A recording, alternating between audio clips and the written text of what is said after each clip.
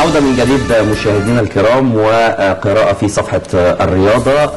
برحب من جديد بناقدنا الرياضي وبالكاتب الصحفي الكبير الأستاذ ياسر تهامي. برحب بك يا فندم. وكنا بنتكلم عن النادي الأهلي والألقاب الإفريقية وخاصة بطولة السوبر الإفريقي. عايز أذكر حضراتكم بالحكم هذه المباراة بكاري جسامة من جامبيا، هو اللي هيحكم إن شاء الله هذه المباراة.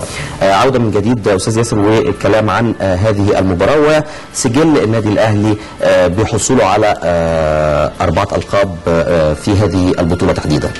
انا اتصور كمان البطوله اللي انا كنت يعني متابعها قوي او اللي انا كنت حاببها اللي هي واللي الاهلي خسرها للاسف في جوهانسبرج، اللي هو الاهلي والزمالك في السوبر. الهدف ايمن منصور.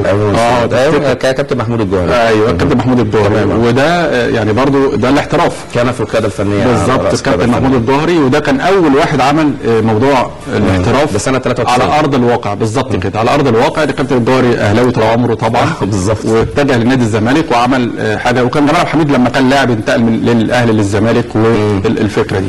وكان كابتن شوبير هو حارس المرمى في الاهلي. وكابتن شوبير طبعا كان هو حارس المرمى، وكان الكوره من بره 18 تقريبا نص الملعب. كان دي اللقاء السوبر اللي انا سعدت ليه؟ لان اهلي وزمالك البطوله مش رايحه بره، يعني مش هتطلع لحد غريب. بالظبط. الاهلي او الزمالك سيام مش هتفرق يعني كتير.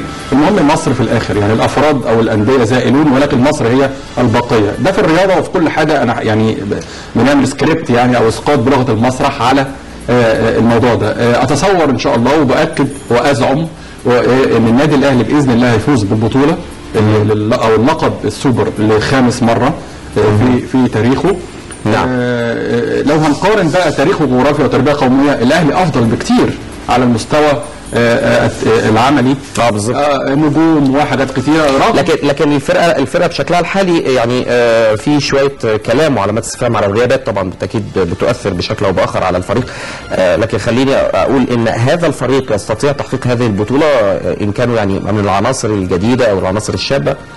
والله هقول لحضرتك حاجه. انا برضو افكر حضرتك ان انا اساسا من انصار ورواد مدرسه تفاءلوا بالخير تجدوه. حقيقه يعني تفاءلوا بالخير تجدوه. لازم نتفائل يعني. دي الحاجه الثانيه الجزئيه المهمه قوي ان اللعيبه انا عندي ثقه كبيره في اللعيبه دي.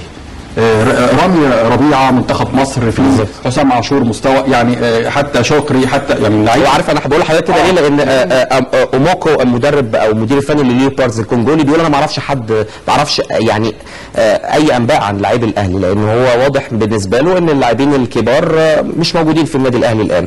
ما هي دي بقى هي دي المفاجاه. ممكن دي تبقى المفاجاه بالنسبه له. المفاجاه والقنبله اللي واضح كمان من تصريحات كابتن حسام انه مش عايز ضربات ترجيح. طبعا اكيد. وانا من دلوقتي بقول لحضرتك باكد لك على مسؤوليتي الشخصيه. انا بثق جدا في لعيبه النادي الاهلي في المباراه دي كمان. المباراه هتبقى صعبه وهتبقى سجال. طبعا الفوز مش هيبقى سهل للنادي الاهلي، لكن انا اتصور انها مش هتوصل لضربه الجزاء والاهلي هيحسم المباراه.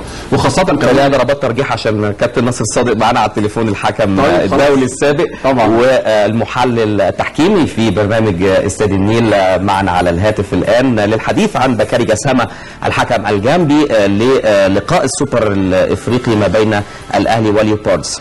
كابتن ناصر مساء الخير. مساء النور. برحب بحضرتك يا استاذ محمد وبصديقنا العزيز الاستاذ ياسر وكل الساده المشاهدين.